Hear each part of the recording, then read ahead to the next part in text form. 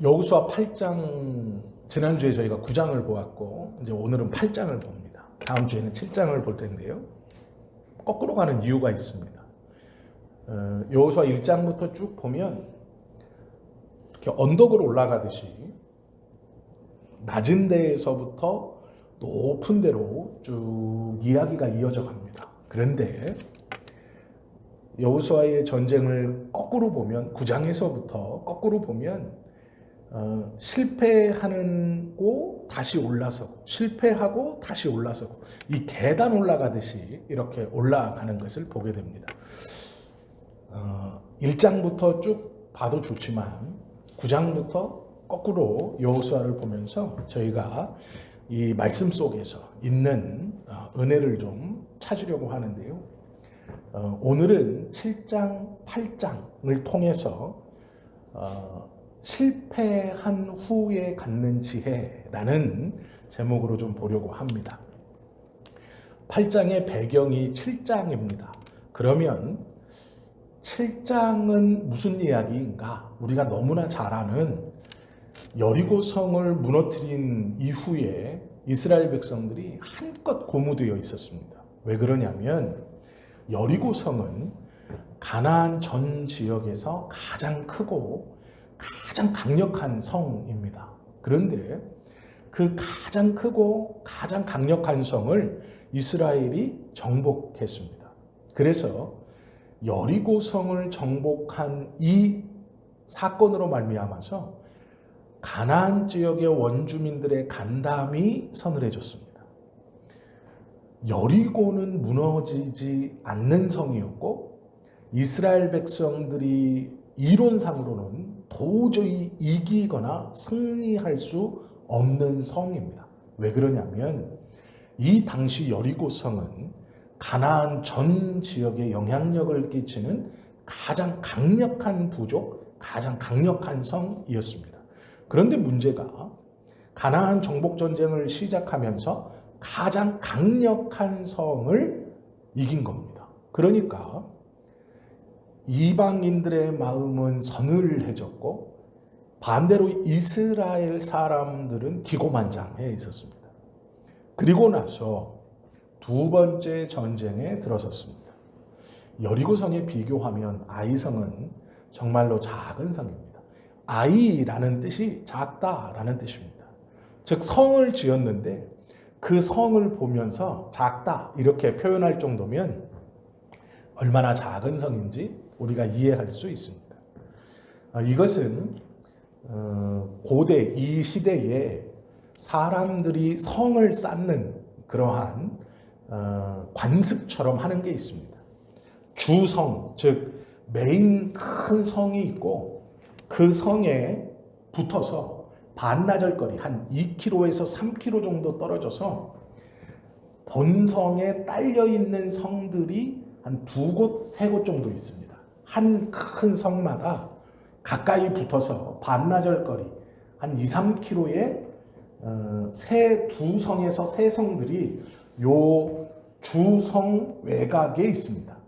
왜 그러냐면 요 본성은 사람들이 살고 행정기관도 있고 하는데 요 외곽의 성에 무엇이 있냐면 군인들하고 군수품들, 무기들, 그 다음에 비상식량 이런 것들을 저장해 놓는 곳입니다. 그리고 혹여 이 성이 혹여 정복당했거나 반란이 일어났을 때 이 성의 왕이 요 성, 이 위성이라고 말하는 요 작은 성에서 군사를 출동하거나 또 비상식량을 대거나 아니면 이 큰 대로 있는 쪽으로 성이 점령당해서 성을 삥 둘러쌌을 때 요 성에서 군사들이 출동해서 이 뒤로 앞에 성문을 둘러싼 이 이방 적들을 뒤에서 지원하거나 그들을 괴롭게 하는 그런 부성들이 있었습니다. 이 아이성은 여리고성의 부성격입니다. 그런데 특별히 보면 어떤 성이냐면 군사물자를 담당하는 성이었습니다. 여리고성을 함락시켰고 당연히 여리고성이 함락시켰으니까 여리고의 부성인 아이성을 치어서 함락시켜야 여리고라는 성을 완전히 정복하게 되는 겁니다. 그래서 여호수아가 여리고성을 함락시킨 다음에 명령을 내립니다. 뭐라고 명령 내리냐면 여리고성의 부성인 아이성을 정탐하라 이렇게 말해요. 이 전쟁을 끝내야죠. 그래서 여리고성의 전투는 여리고성만 무너뜨리는 게 아니라 그의 부성인 아이성도 무너뜨려야 됩니다. 성경을 가만히 보시면 무슨 성 이렇게 말하지 않고 그 성읍들 이렇게 말했습니다. 복수형으로 써놨어요. 이게 무엇이냐면 주성인 큰 성이 있고 그 성을 지원하는 작은 성들이 있습니다. 요걸 다 합쳐서 성읍들 이렇게 표현해 놓은 거예요. 복수로. 요 아이성은 여리고의 군사, 무기 이런 것들을 담당하는 여리고의 유사시에 일어나는 여러 가지 사건들을 위해서 지원해주는 그런 성입니다. 그래서 여호수아는 이 여리고 전쟁의 완벽한 승리를 위해서 아이성을 정탐하라 이렇게 말합니다. 그리고 정탐꾼들이 갔다 왔습니다. 갔다 와서 이 정탐꾼들이 여호수아에게 뭐라고 보고하냐면 우리가 보니 저 성은 작은 성입니다. 여리고 성하고는 비교가 되지 않는 작은 성인데 우리의 모든 군사들을 다 내보내서 전쟁할 필요도 없고 한 2,000명 정도 보내면 충분히 정복할 수 있습니다. 이렇게 보고를 합니다. 그러자 여호수아가 그 보고를 듣고 3,000명을 내보냅니다. 이게 무슨 얘기입니까? 보고는 2,000명이었어요. 정탐꾼들이 넉넉하게 잡은 겁니다. 정탐꾼들은 지금 여리고를 함락시키고 여리고에서 나온 무기들로 무장했습니다. 그 전까지는 정식 무장이 없었어요. 무장이라는 게. 그래서 전투를 어떻게 했느냐? 하나님께서 이스라엘 백성들이 가지고 있는 무기 이것이 없으니 어떻게 합니까? 뱅뱅 돌게 하신 거예요. 그리고 이스라엘이 내세울 수 있는 유일한 무기, 법궤입니다. 하나님의 임재. 이스라엘의 무기는 하나님이에요. 전쟁을 승리케 하는 이스라엘의 무기, 이스라엘의 도구는 하나님입니다. 창, 칼, 갑옷, 투구 없으니 광야에서 넘어와서 첫 번째 전쟁을 아무것도 없는 이스라엘에게 너희가 가지고 있는 무기가 무엇이냐? 없습니다. 왜 없냐? 있다. 나의 임재를 상징하는 법궤를 제일 앞에 두고 너희는 나를 무기로 삼아 싸워라. 그게 여리고예요. 그래서 이스라엘이 가지고 있는 무기, 하나밖에 없는 무기, 그것이 하나님이었습니다. 그래서 법궤를 앞세우고 돌아 승리했습니다. 승리하고 나서 이제는 이스라엘 백성들이 세상이 말하는 무기를 쥐게 됐습니다. 어디서 나온 것이요? 여리고에서 나온 거예요. 가나안 지역에서 가장 튼튼한 성, 가장 견고한 성, 가장 강력한 성에서 얻어낸 무기는 말 그대로 좋은 것들이죠. 이제 이스라엘 백성들이 그 여리고성에서 나온 무기로 창도 잡고 칼도 차고 갑옷도 입고 이렇게 했다고 보시면 됩니다. 그리고 나니까 우리가 뭐든지 할 수 있을 것 같습니다. 아무것도 없을 때도 여리고성을 무너뜨렸고 승리했는데 이제는 무기까지 좋은 것들로 취합했습니다. 내가 총, 칼, 창을 완전히 갖고 있는 거예요. 겁날 게 없죠. 그러니까 전쟁의 양태가 바뀝니다. 어떻게 바뀌었냐? 아무것도 없을 때는 법궤를 앞세워서 유일한 무기인 법궤로 전쟁했습니다. 그런데 이제 창, 칼, 투구, 갑옷 같은 걸 여리고성에서 공수해서 이스라엘 백성들이 입게 되자 이제 이걸로 싸워보려고 합니다. 이걸로. 그래서 아이성 전투에서 뭐라고 얘기하냐면 2,000명만 보내도 이길 수 있습니다. 왜요? 여리고성을 돌 때는 창이 없었어요. 여리고성을 돌 때는 칼이 없었어요. 여리고성을 돌 때는 갑옷이 없었습니다. 그런데 아이성을 공격할 때는 손에 창이 있고 칼이 있고 갑옷이 있습니다. 그러니 해볼 수 있는 거예요. 우리가 할 수 있습니다 라는 생각이 스스로 들어요. 누구도 그 생각을 했느냐? 여호수아까지도 그 생각을 합니다. 그래서 이스라엘이 가질 수 있었던 최고의 무기이며 유일한 무기였던 하나님을 뒤로 두고 여리고성에서 챙겨 입은 창칼 갑옷을 무기 삼아 아이성으로 진격합니다. 몇 명이 진격하느냐? 3,000명이 진격하죠. 분명히 정탐꾼들의 보고는 1,000명에서 2,000명만 보내도 이길 수 있을 것이라 말했습니다. 무슨 말이냐면 정탐꾼들이 높은 곳에서 자 이렇게 골짜기가 있는데 아이성과 이스라엘 백성들의 진지에는 골짜기가 하나 있습니다. 그러면 이 아이성을 이쪽 골짜기 위에서 쳐다본 거예요.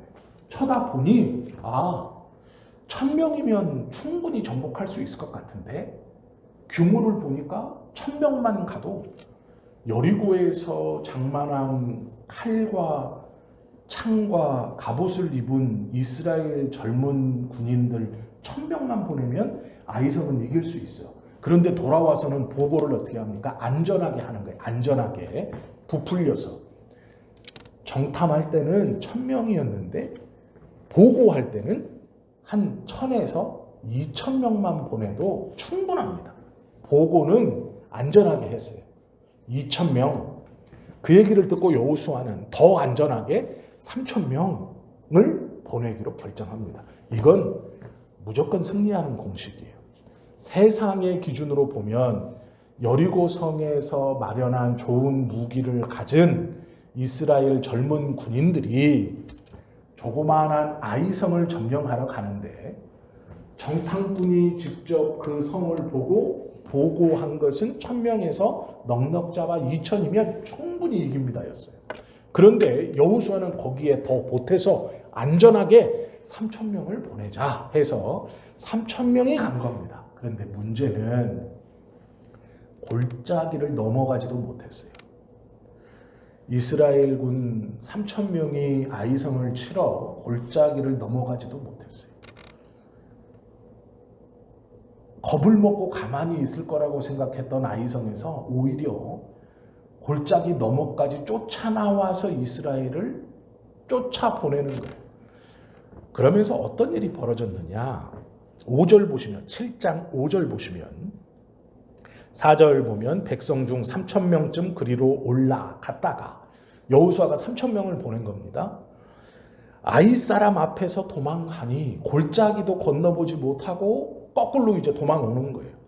아이 사람이 이스라엘 사람들을 36명쯤 쳐 죽이고 성문에서부터 스바림까지 쫓아가 내려가는 비탈에서 쳤으므로 백성의 마음이 녹아 물같이 된지라. 정신을 못 차리는 거예요. 왜냐하면 그 전에 이스라엘이 했던 전쟁은 어떤 전쟁입니까? 전쟁이 아니죠. 정확히 말하면 전쟁이 아니죠. 왜 그러냐면 광야에서 40년 돌다가 모세 죽고 하나님이 여호수아 세워서 정탐해봐라. 자 이제 들어간다. 왔습니다. 왔더니 여리고라는 가나안 땅에서 제일 큰 성이 눈앞에 버티고 있는 거예요. 그런데 어떤 전쟁을 했느냐? 활을 쏘고 창으로 사람을 찌르고 한 게 아닙니다. 우리가 아는 것처럼 뱅글뱅글 돈 거예요. 그리고 나서 성벽이 안으로 무너져 여리고가 전멸합니다. 군인들이. 그리고 이스라엘은 들어가서 전리품을 하나님 것이라고 치워 다 불사르고 거기에 나와 있는 무기들을 가지고 자기들이 무장을 했어요. 전쟁 경험이 없는 젊은 사람들에게 총을 주면요 다 이길 수 있을 것 같아요. 저도 그랬습니다. 남자들은 어려서부터 총싸움을 하고 장난감총, 비비탄총을 가지고 놀죠. 저도 그랬어요. 똑같았습니다. 그래서 군대에 갔는데 저는 제가 총을 쏘면 10발 쏘면 10발이 다 맞을 거라고 생각했어요. 자신이 있었습니다. 총이라는 것이 낯설기는 했지만 멀진 않아요. 왜? 어려서부터 총싸움하고 빵빵하고 어려서부터 본 게 전쟁 영화고 하니까요. 군대에 딱 갔는데요. 훈련받고 사격하고 수류탄 던지고 막 하면 자신감이요. 와, 내가 진짜 뭔가 된 것 같아요. 막 군인이라는 거 옷만 입혀놓고 경리에 붙이고 이러니까 뭔가 막 큰 일을 할 수 있을 것 같아요. 그런데 생각해 보십시오. 이스라엘 백성들이 경험했던 전쟁은 법궤를 앞세워 여리고성을 도는 거예요. 그리고 첫 번째로 맞이했던 전쟁. 갑옷 입고 창 들고 칼 차고 자 이제 갔습니다. 그런데 문제는 저 앞에서 골짜기 위에서 눈을 부리부리하게 뜨고 고함을 지르면서 시퍼런 칼과 창을 들고 죽일 듯이 쫓아오는 거예요. 군사훈련도 안 받았던 이스라엘 군인들이 처음으로 창을 들고 자기들은 만만했죠. 여리고처럼 될 줄 알았죠. 지나가기만 하면 알아서 죽을 것이다. 알아서 도망갈 것이다. 천만의 말씀이에요. 본성이 무너졌기 때문에 이 부성인 아이성은 이제 끝나는 거예요. 여기서 하면 그냥 자기들은 노예입니다. 그냥 다 몰살이에요. 그리고 주성을 이스라엘 백성들이 어떻게 했어요? 다 불태워버렸어요. 거기서 포로로 잡고 뭐하고 한 게 아니라 다 불태워버렸어요. 아무것도 안 남기고 싹 다 태워버렸어요. 그러니 아이성에서 볼 때는 지면 저렇게 되는 거예요. 싹 죽고 다 타는 거예요. 아무것도 안 남아요. 그러니 이 사람들은 살아야죠. 악에 갇혀있죠. 그리고 이 사람들은 군인들입니다. 아이성이라는 건 군사 도시예요. 군사들이 있는 성이에요. 여리고성이 유사시에 이 사람들이 가서 폭동도 진압하고 정문을 막고 있는 이방 민족이 있으면 그걸 뒤로 돌아가서 전쟁을 직접적으로 창칼로 사람을 찔러서 죽이는 사람들이에요. 이런 진짜 군인들이 눈에 살기를 띠고 창을 잡고 막 소리 지르면서 쫓아 내려온다고 생각해 보세요. 안 무섭겠습니까? 3,000명이 갔는데 여리고에서 챙긴 무기로 내가 창을 잡았는데 도망칠 수밖에 없는 거예요. 전쟁이라는 걸 해본 적이 없거든요. 이스라엘 백성 한 번도. 이게 첫 번째 전투입니다. 내가 창을 믿고 가서 저 아이성 점령할 수 있을 거라고 생각했는데 그 아이성에서 죽기 살기로 덤비는 진짜 군인들하고 부딪히니까 3,000명이 어떻게 해보지를 못하는 거예요. 그래서 도망치는데 얼마나 열심히 도망쳤느냐. 그 아이성이 베델하고 아이성 사이에 골짜기가 있는데 자신의 진지가 여리고성이 이스라엘 백성들의 진지예요. 그런데 아이성이 이렇게 있습니다. 위치적으로 이렇게 약간 아래쪽에 동쪽에서 남쪽으로 약간 아래쪽에 아이성이 있어요. 여기서 이스라엘 백성들이 이렇게 내려오는 거예요. 그래서 골짜기가 있으니까 이제 여기서 대치하고 있다 이렇게 올라가는 거예요. 그런데 문제는 아이성에서 내려오니까 이스라엘 백성들이요, 자기 주성 여리고로 도망을 못 치고 밑으로 도망가요. 겁나서 어디로 가는지도 모르는 거예요. 지금 이 사람들이 보통 자기 주둔지로 도망을 쳐야죠. 졌으면. 그런데 지금 이스라엘이 겁먹어서요, 전쟁 경험이 없으니까 여리고성은 여긴데 밑으로 도망을 가요. 자기 여리고성을 밑으로 지나쳐서 도망을 가요. 그만큼 겁을 먹은 거예요. 그래서 몇 명이 죽었느냐? 36명쯤 죽었다. 이렇게 말해요. 그런데 어떻게 죽었느냐? 맞아 죽었어요. 성경은 쳐 죽이고라고 돼 있어요.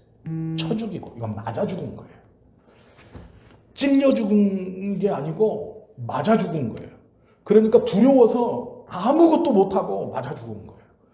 이렇게 하고 나서 의기양양에 갔던 3,000명이 본성인 여리고를 밑으로 지나쳐서 도망갔어요. 36명이 죽었습니다. 처음 죽어보는 거예요. 그런데 그들이 어떻게 죽었냐? 맞아 죽어요. 창에 한 번에 푹 찔려서 욱 하고 푹 쓰러지는 게 아니고 맞아 죽는 거예요. 왁 하고 퍽퍽 맞아 죽는 거예요. 이걸 처음 보니 이스라엘의 마음이 어떻겠어요? 성경은요, 물처럼 녹았다 그래요. 물. 야, 괜찮아. 이게 안 통하는 거예요. 괜찮아. 아니, 이게 안 통하는 거예요. 물처럼 녹았다. 어떻게 뭘 만들어 볼 수가 없어요. 손에 어떻게 담아둘 수가 없어요. 그냥 흐물흐물 녹은 거예요. 전쟁이라는 걸 처음 겪었고 자신의 형제가 맞아 죽는 걸 본 거예요. 그러니 어떻게 했습니까? 이스라엘 백성들의 마음이 물처럼 녹았대요. 여호수아가 이 말을 듣고 하는 반응이 6절입니다. 7장 6절.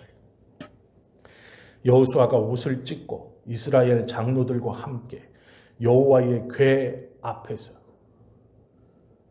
36명이 맞아 죽었어요. 나머지 2,964명은 도망쳤겠죠. 그 소리를 듣고 이제 여호수아와 장로들이 어떻게 하냐.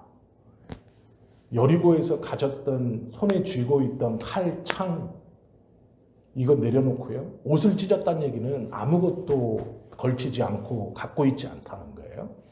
자, 그건 내려놓고 원래 자기가 갖고 있던 유일한 무기 뭐예요? 법궤.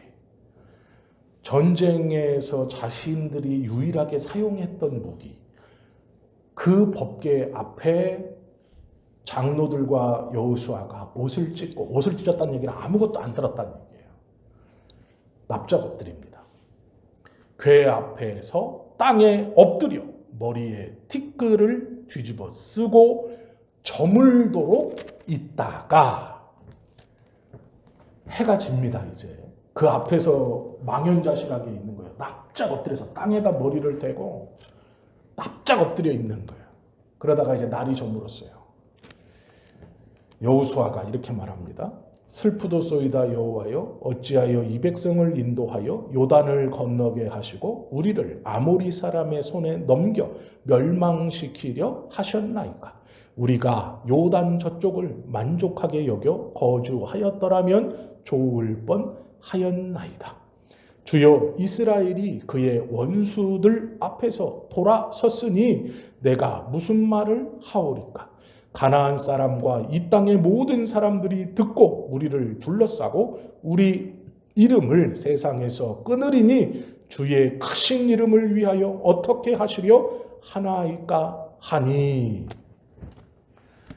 뭐라고 그러냐면 36명이 맞아 죽는 걸 본 이스라엘, 자신의 본부가 어딘지도 모르고 그 밑으로 무서워가지고 그거를 넘어갈 정도로 확 도망가고, 여호수아가 옷을 찢고 장로들하고 법궤 앞에 땅에 머리를 대고 하루 종일 있어요.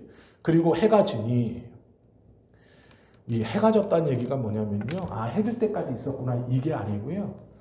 이스라엘 백성들은 해가 지면 하나님 앞에 분향하거나 이러지 않고 진중으로 돌아가야 돼요. 자기 처소로 돌아가서 다음날 해가 떴을 때 다시 오는 거예요. 이 해가 진다는 의미가 뭐냐면 하루가 끝났다는 얘기예요, 이스라엘에게. 그래서 이스라엘 백성들은 며칠을 날 새면서 이런 게 없어요. 해가 딱 지면 하나님도 이 셧다운 한 거라고 생각하는 거예요. 그래서 해가 졌다는 얘기는 하나님 앞에 엎드려 있을 만큼 엎드려 있었고 라는 의미예요. 이 해가 져서 일어났다는 게 아니라 이제는 엎드리고 싶어도 엎드려 있으면 안 되는 거예요. 다 진중으로 돌아가야 돼요. 자기 텐트로 들어가야 돼요. 그래서 여호수아가 이제 일어났죠. 일어나서 하는 얘기가 그거예요. 여호와여, 슬픕니다.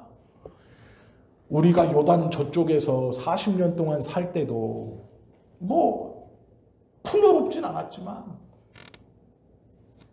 내 백성, 내 형제가 죽지는 않지 않았습니까? 저렇게 맞아 죽지는 않지 않았습니까? 그냥 만족해서 살았더라면 어땠을까요?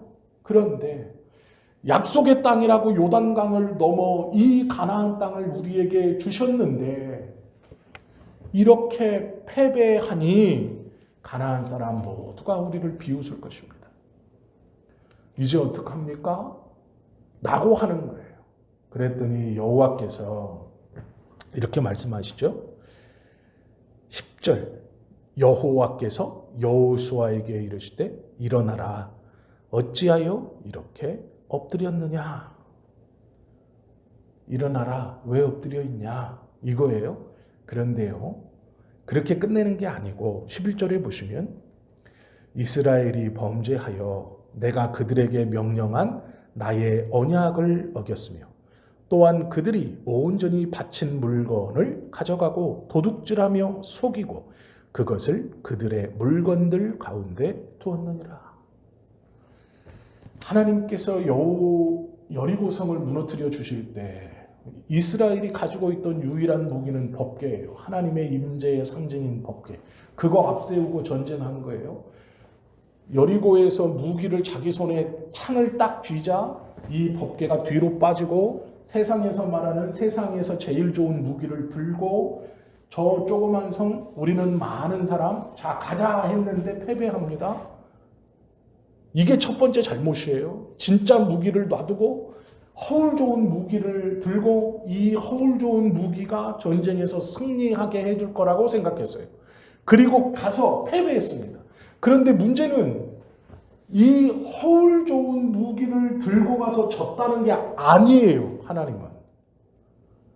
이걸 좀 잘 아셔야 됩니다. 왜냐? 오늘 8장에서 보면 아이성에서 무기를 들고 싸울 때 이스라엘 백성이요 법궤를 다시 끌고 가지 않습니다. 여리고성에서 가지고 온 창칼 갑옷 입고 가요. 여리고성에서 마련한 군수품 그대로 가지고 갑니다. 이거 다 내려놓고 다시 법궤 이렇게 하지 않아요. 이거 잘 생각하셔야 돼요. 세상의 무기가 허울 좋은 것이다. 그러니 법궤를 뒤로 하고 세상의 무기를 들고 졌으니 우리가 이제 요거 내팽개치고 다시 법궤 앞세우고 여리고성 전쟁처럼 아이성 뺑뺑뺑 돌면 승리할 것이다. 그 말하는 게 아니에요. 착각하시면 안 됩니다. 하나님께서 원하시는 건 법궤를 끌고 가라는 게 아니에요. 이건 전쟁마다 방법이 다른 거예요. 똑같은 게 아닙니다. 여리고성 전쟁했을 때 썼던 방법을 아이성에서 쓰면 이기겠지.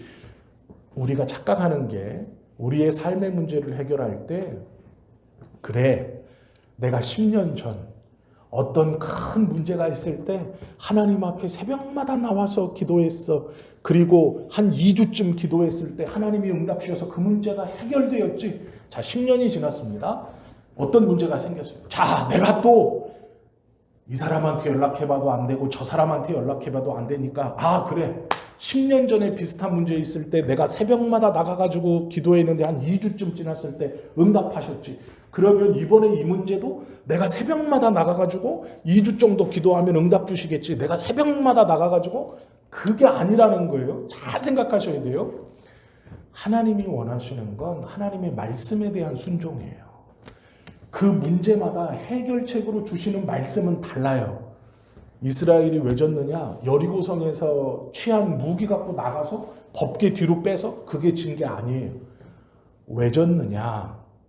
이 뒤에 보시면 하나님이 말씀하세요. 여리고성의 전투는 상징성이 굉장히 큽니다. 약속의 땅 가나안에 들어와서 벌이는 첫 번째 전투예요. 첫 번째 전투인데 이스라엘은 가장 강력한 성 여리고성에 비해서 가진 게 아무것도 없어요. 성경을 잘 보시면요. 정탐꾼들이 돌아와서 보고하는 내용을 보셔야 돼요. 그들의 성벽은 너무 크고 성벽이 너무 높고 그들은 기골이 장대하고 그리고 그들의 창이 얼마나 큰지 그 기골이 장대한 사람들의 키보다 더 큰 장창을 딱 들고 성벽 위에서 보고 있는 거예요. 그러니 어떻게 봤느냐? 저들이 보기에 우리는 메뚜기 같을 겁니다. 메뚜기가 뭐냐? 그냥 뛰어다니는 거 탁탁 쳐내든가 아이들이 그냥 장난삼아 이렇게 잡는 게 메뚜기잖아요. 저들이 우리를 볼 때 우리는 메뚜기 같습니다. 그러면 우리 메뚜기 같은 우리가 가지고 있는 유일한 무기가 뭐예요? 법궤예요. 그래서 하나님이 뭐라 그러느냐? 자, 법궤 앞세우고 돌아라. 그럼 이긴다. 그런데 이기고 난 다음에 해야 하는 행동이 있어요. 그게 뭐예요? 이 전쟁은 너희들이 무기를 가지고 사람을 때리고 사람을 죽이고 예를 들어 여리고성에 군사들이 나와가지고 이렇게 해서 한 게 아니고 내가 한 전쟁이니까 이건 상징성입니다.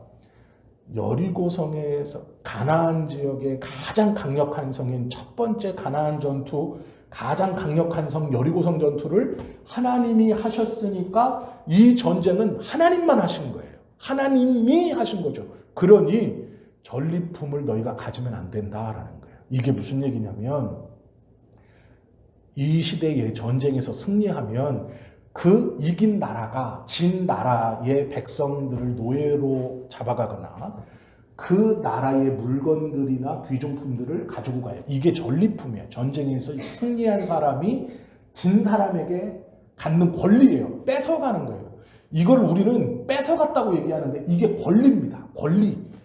이긴 사람의 정당한 권리예요. 그래서 진 사람들은 전쟁에서 지면 자기 걸 안 뺏기려고 할 수가 없어요. 왜냐하면 이건 전쟁에 이긴 사람의 권리입니다. 이게 이 시대 법이에요. 그래서 하나님이 뭐라 그랬냐? 요 여리고 전쟁, 가나안 전쟁의 첫 번째 상징적인 전쟁은 내가 한 거니까 전리품은 다 내 거. 이게 당연한 겁니다. 그러면서 상징적으로 이 전쟁은 내가 한 거다라는 걸 공표하는 거예요. 이스라엘 모든 사람에게 단 하나의 전리품도 갖지 못하게 했어요. 왜? 이 전쟁을 하나님이 하셨으니까 상징성 있는 이 전쟁의 전리품은 다 하나님이 갖는 거예요. 그래서 뭐라 그랬냐? 다 내 것이니까 태워라. 이렇게 말씀하셨어요. 그런데 이 말씀을 한 사람이 어깁니다.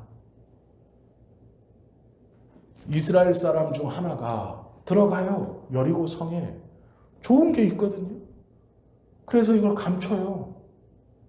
전쟁은 하나님이 했고 전리품에 대한 정당한 권리도 하나님께 있는 것인데 자기가 그 전리품을 취해요. 이게 무슨 얘기냐면 이 전쟁을 내가 했다라는 얘기예요. 그러니까 하나님이 하신 전쟁을 인정하지 않는 거예요. 전리품을 내가 갖는다라는 건 이 전쟁을 내가 해서 나도 권리가 있어요. 이렇게 생각하는 거예요. 하나님께서요. 말씀을 어겼다 그래요. 자, 12절 보세요.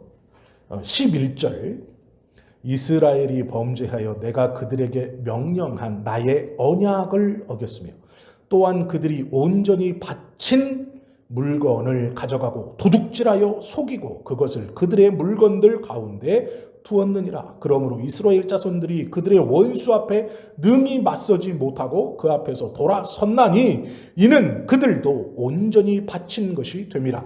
그 온전히 바친 물건을 너희 중에서 멸하지 아니하면 내가 다시는 너희와 함께 있지 아니하리라.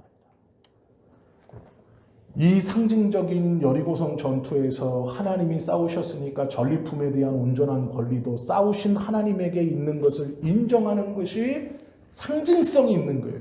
여리고라는 전쟁을 누가 하느냐? 내가 한다. 그러므로 여리고성에서 나온 귀중품이나 가질 만한 것들은 전쟁을 한 내 것이다. 다 태워라. 나에게 바쳐라. 그랬어요. 그랬는데 한 사람이 이걸 도둑질합니다. 그래서 하나님이 뭐라고 하냐? 그거 되돌려 놓길 때까지 너희는 전쟁에서 이기지 못할 거다. 자, 왜 졌는지 이해되시죠? 3,000명 보내서 진 것도 아니고요. 여리고성에서 가지고 온 무기 가지고 갔다고 진 것도 아니에요. 법계 뒤로 뺐다고 진 것도 아니에요. 왜 졌느냐? 약속을 어겼어요. 하나님이 싸우신 전쟁에 하나님의 권리를 인정하지 않았어요. 이건 굉장히 큰 상징성이 있는 일인데 이걸 어그러뜨려 버렸습니다. 그래서 졌어요. 36명이 맞아 죽었습니다. 그랬더니 어떤 일이 일어나느냐? 13절 너는 일어나서 백성을 거룩하게 하여 이르기를 너희는 내일을 위하여 스스로 거룩하게 하라. 이스라엘 하나님 여호와의 말씀에 이스라엘아 너희 가운데 온전히 바친 물건이 있나니 너희가 그 온전히 바친 물건을 너희 가운데서 제하기까지는 내 원수들 앞에 능히 맞서지 못하리라. 그래서 지파대로 다 나오게 다음날 합니다. 자, 그날은 이제 해가 졌잖아요. 일어나서 하나님께 한마디 했더니 하나님이 너희가 왜 진 줄 아느냐? 왜 너 엎어져 있냐? 그것 때문에 진 거 아니다. 여리고성에서 취한 창 가지고 갔다고 네가 진 거 아니다. 3,000명 보냈다고 진 거 아니다. 너 그렇게 슬퍼할 필요 없다. 왜 졌는 줄 아느냐? 너희가 말씀을 어겼기 때문이다. 그러니 여호수아가 그날은 이제 저녁이 됐어요. 저녁 때 이제 불러 모으거나 하면 안 됩니다. 진중에 가요. 자요. 해가 떴습니다. 이제 아침에 다시 지파대로 지파의 대표들 와라 이렇게 얘기해요. 그래서 이스라엘 백성들에게 뭐라 그러냐? 여호와께서 말씀하시는데 너희 중에 하나님의 물건을 도둑질한 놈이 있다. 그러니 그 물건이 되돌려지기까지 우리가 이 전쟁을 이기지 못한다고 하신다. 이제 되돌려야 되겠다. 이제 찾을 거야. 그리고 지파대로 와라. 그 제비를 뽑아요. 그래서 그 중에 한 지파가 걸리죠. 16절. 이에 여호수아가 아침 일찍이 일어나서 이스라엘을 그의 지파대로 가까이 나오게 하였더니 유다 지파가 뽑혔고, 유다 족속을 가까이 나오게 하였더니 세라 족속이 뽑혔고, 세라 족속의 각 남자를 가까이 나오게 하였더니 삽디가 뽑혔고, 삽디의 가족 각 남자를 가까이 나오게 하였더니 유다 지파 세라의 증손이요 삽디의 손자요 갈미의 아들인 누가 뽑혔어요? 아간이 뽑혔더라. 그러므로 여호수아가 아간에게 이르되 내 아들아 청하노니 부탁하는 거예요. 이스라엘의 하나님 여호와께 영광을 돌려 그 앞에 자복하고 내가 행한 일을 내게 알게 하라. 그 일을 내게 숨기지 말라 하니 아간이 여호수아에게 대답하여 이르되 참으로 나는 이스라엘의 하나님 여호와께 범죄하여 이러이러하게 행하였나이다. 내가 노략한 물건 중에 시날산의 아름다운 외투 한 벌과 은 200세겔과 그 무게가 50세겔 되는 금덩이 하나를 보고 탐내어 가졌나이다. 보소서 이제 그 물건들을 내 장막 가운데 땅 속에 감추었는데 은은 그 밑에 있나이다 하더라. 왜 줬는지 이해가 되시죠? 자, 이걸 또 아간이 도둑질해가지고 아간이 이렇게 옷 한 벌, 은덩이, 금덩이 뭐 이렇게 해서 이렇게 생각하시면 안 돼요. 아간이 나쁜 놈이지 이렇게 생각하시면 안 돼요. 왜 졌느냐? 하나님의 권리를 인정하지 않은 거예요. 그래서 졌습니다. 하나님께서 전쟁하셨고 승리하셨고 그래서 그 전쟁의 전리품이 하나님 거였어요. 그러면 하나님께서 분명히 약속하셨거든요.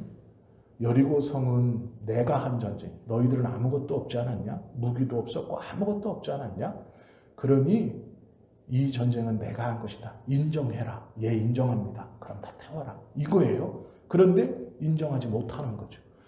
욕심이 난 거예요. 그래서 감췄습니다. 자, 이게 걸렸어요. 그래서 아골골짝에 가서 돌로 때려 죽인 다음에 골짜기에 버려. 그게 아골골짝이에요. 그 다음에 여호수아가 하나님 앞에 나아갑니다. 하나님, 이제 제하지 않았습니까? 돌려놓지 않았습니까? 이제 하나님 앞에 이렇게 얘기하는 거죠. 왜요? 아이성이 버티고 있잖아요, 여전히. 그런데 이스라엘 백성들은 다시 법궤를 가지고 온 게 아닙니다. 여리고성에서 취했던 창칼 갑옷 입고 나가는 거예요. 그런데 처음에 자기들이 할 때는 많게 3,000명이 간다 그랬어요. 근데 여호수아가 어떻게 하냐? 오늘 본문 보시면 3만 명을 내보냅니다. 그런데 이 3만 명이 복병이에요. 조그마한 성 뒤로 돌아가서 매복해 있어라. 그리고 나머지 군사는 나와 함께 다 아이성 정문으로 가서 전쟁할 것이다. 그러면 이제 저들이 야, 쟤들 무기 만들었지. 아무것도 아니야. 어제처럼 우리가 목숨을 걸고 쫓아가면 쟤들 숫자만 많지 전쟁 경험도 없는 애들이야. 창 어떻게 쓰는지도 모르고 대형도 모르고 군사훈련도 안 받았어. 우리가 이길 수 있어. 라고 걔들이 쫓아올 것인데 그럼 우리가 어제처럼 패퇴하며 도망갈 거다. 그때 그 아이성의 군인들이 우리를 쫓아 멀리 나오면 즉 골짜기를 내려와 쫓아오면 매복했던 너희가 아이성에 들어가 접수해라. 이렇게 작전을 짠 거예요. 그런데 이 작전을 누가 알려주셨느냐? 하나님이 알려주셨어요. 뭐라고 그랬냐? 8장 1절 보세요. 여호와께서 여호수아에게 이르시되, 자 이제 두 번째 전쟁입니다. 두려워하지 말라, 놀라지 말라. 군사를 다 거느리고 이스라엘 백성들을 남자들 16세 이상 남자 전쟁에 참여할 16세 이상 남자 다 거느리고 일어나 아이로 올라가라. 보라, 내가 아이의 왕과 그의 백성과 그의 성읍과 그의 땅을 다 내 손에 넘겨주었으니 너는 여리고와 그 왕에게 행한 것 같이 아이와 그 왕에게 행하되 오직 거기서 탈취할 물건과 가축은 스스로 가지라. 여리고는 뭐라 그랬어요? 내게 바치라 이랬어요. 그런데 이제 네가 가져라 이렇게 말해요. 너는 아이성 뒤에 복병을 둘지니라 하리니. 여기서 하나님이 여호수아와 이스라엘에게 가르쳐 주시는 게 있어요. 이게 뭐냐면 여리고성 전투는 첫 번째 전투이고 상징성이 있었고 이스라엘은 아무것도 없었어요. 그래서 법궤 앞세워서 뱅뱅 도는 것으로 여리고성을 점령했습니다. 그러니까 전리품은 내 것이다. 너희 인정해라. 이 전쟁은 내가 한 것이고 가나안의 정복 전쟁은 내가 하는 것이다. 그런데 아이성은 뭐라 그러냐면 법궤를 앞세운 게 아닙니다. 여리고에서 탈취했던 창칼 갑옷 입고 나가요. 그리고 여호수아와 모든 백성이 다 싸웁니다. 그랬더니 하나님이 뭐라 그러냐면 네가 취하라 이렇게 말해요. 이게 뭐냐면 나는 되었다. 왜? 상징적인 첫 번째 전쟁을 온전히 내가 했다고 너희들이 인정한, 이게 바로 잡혔잖아요. 그러니까 아이성의 전투는 뭐라 그래요? 너희가 하는 거예요. 그러니 너희가 직접 창을 가지고 칼을 가지고 가서 전투했으니 너희 몫이다. 즉 전리품이 너희 것이다. 이 전쟁은 너희가 이긴다. 전리품도 가져라. 이렇게 말씀해 주시는 거예요. 그러면 여리고성에서는 왜 하나님이 다 달라고 했느냐 이해하시고 아이성에서는 왜 여호수아에게 너 가져라 했는지 이해가 되시죠? 자, 하나 아까 말씀드린 거, 하나님, 우리는 하나님의 말씀을 붙들고 나아가는, 우리의 삶에서 나아가는 것이 우리가 잘 알고 있는 승리하는 방법이에요. 그런데 모든 사건과 모든 일마다 그렇게 해결하시지 않는다. 사건마다 이기게 하시는 방법은 다르다. 무조건 법궤만 앞세우는 게 아니에요. 잘 생각하셔야 됩니다. 내가 직접 칼을 들고 총을 들고 앞장서서 피하지 않고 싸워야 하는 전쟁이 있어요. 그런데 그 전쟁에 앞서 우리가 하나님 앞에 내어놓고 기도해야 할 것은 하나님이 주시는 지혜로 해야 한다라는, 즉 하나님께 순종하고자 하는 마음을 가지고 해야 한다라는 것이고요. 8장의 중요한 점은 7장에서 여리고성의 승리에 도취돼서 나섰던 아이성의 전쟁에서 패배합니다. 그리고 처음으로 동족이 맞아 죽는 걸 눈으로 봐요. 그리고 간담이, 이스라엘의 모든 백성의 간담이 물처럼 녹았어요. 철저하게 실패하는데 여호수아가 다시 일어납니다. 어떻게 일어납니까? 실패하고 좌절하고 겁먹고 도망친 게 아니에요. 법궤 앞에 가서, 즉 하나님 앞에 가서 납작 엎드려요. 이게 뭐냐면 직면이에요. 실패했다고 하나님 앞에 인정하는 거예요. 하나님, 졌습니다. 실패했습니다. 제가 졌습니다. 인정하는 거예요. 너 두고 봐라. 내가 이렇게 해서 졌지만 너 두고 봐. 이게 아니에요. 하나님 앞에 가서 하나님 졌습니다. 할 말이 없는 거예요. 망연, 그 인정하는 거예요. 패배를 인정하는, 이게 먼저입니다.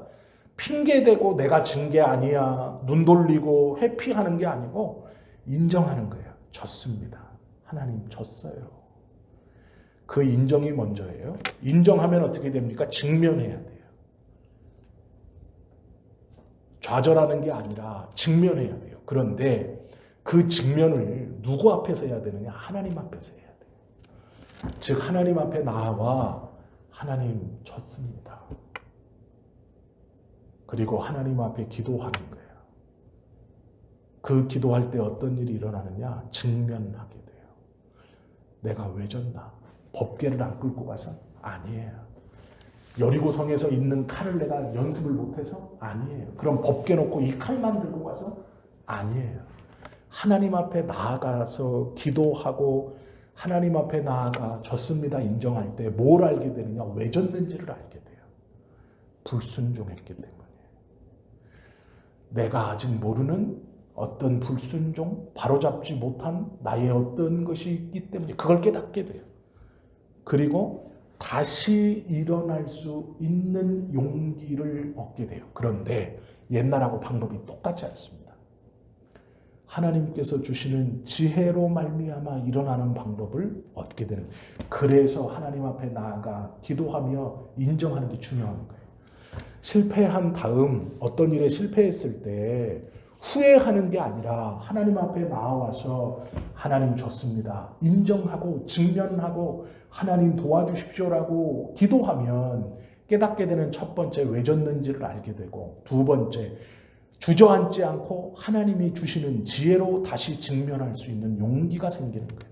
그래서 여리고에서 그전부터 가지고 있었던 창들도 또 똑같이 나갈 수 있는 거예요. 그리고 승리하는 겁니다. 이게 실패한 다음에 얻는 지혜로운 승리예요. 우리가 왜 하나님의 승리를 맛보지 못하느냐? 두렵거든요. 내가 한번 져봤잖아요. 실패해봤잖아요. 그러니까 두려워요.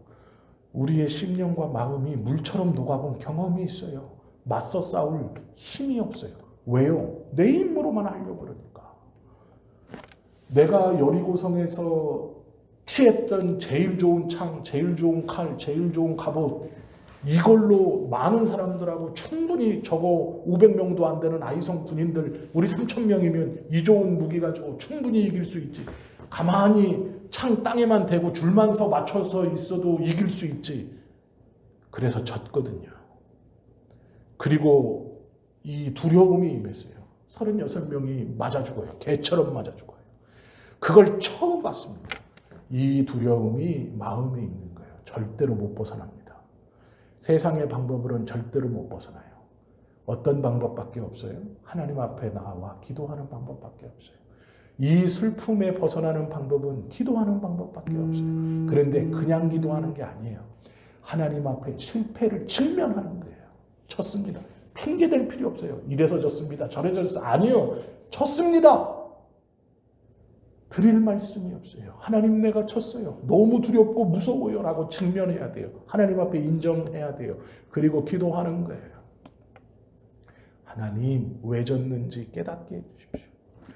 창을 못 다뤄서가 아니에요. 나도 모르는 하나님의 말씀을 지키지 못하고 바뀌지 못한 나의 어떠한 것이 내 마음에 있기 때문이에요. 내 생활에 있기 때문이에요. 그것을 하나님이 깨닫게 해주시고, 또 똑같은 것과 나갈 때 그래 하나님이 이렇게 해주셨어 나간다, 그게 아니에요. 하나님이 주시는 지혜가 있어요. 아이성 뒤에 매복해라 라고 하는 하나님의 방법이 있어요. 기도할 때 그것을 깨닫게 되는 거예요. 왜 졌는지를 깨닫게 되고 어떻게 하면 이길 수 있는지를 깨닫게 돼요. 이것이 기도의 놀라움이에요. 이것이 기도의 회복이에요. 우리가 하나님 앞에 실패를 안고 나올 때 얻고 가야 되는 거예요. 두 가지, 왜 졌는지 알아야 되고 하나님이 주시는 방법이 있어요. 그때의 그 두려움과 슬픔을 이기고 다시 직면할 수 있는 거예요. 그 문제 앞에 다시 설 수 있어요. 그리고 승리할 수 있다라는 거예요. 우리가 여호수아 8장 말씀을 함께 보면서 실패를 경험했다 해도 하나님 앞에 나아가는 사람은 마침내 승리하게 돼요. 나아간다는 건 그냥 아무것도 안 하는 게 아니고 하나님 앞에 인정하고 그 실패를 인정하고 도우심을 구할 때 왜 졌는지, 하나님, 이 슬픔이, 이 실패가, 이 아픔이 왜 왔을까요? 깨닫게 해주십시오. 내가 하나님의 말씀에 무엇을 붙들지 못했고 지키지 못했을까요? 그렇게 구하고, 하나님, 이길 수 있는 방법은 무엇인가요? 라고 정확히 묻으셔야 돼요. 그럴 때 담대하게 그 실패와 그 슬픔과 그 좌절 앞에 서고 이겨낼 수 있어요. 이것이 여호수아 8장을 통해 우리가 배울 수 있는, 하나님께서 실패한 자를 그냥 두지 않고 당신의 백성을 마침내 승리케 하시는 놀라운 방법. 말씀을 통해 지혜를 얻고 또 기도하며 하나님의 뜻을 깨달을 수 있는 저와 여러분 되시기를. 그래서 하나님께서 주시는 놀라운 은혜와 또 승리를 맛보며 하나님 앞에 결국은 감사하는 기도를 드리는 저와 여러분 다 되실 수 있기를 예수님의 이름으로 축원합니다. 기도드립니다.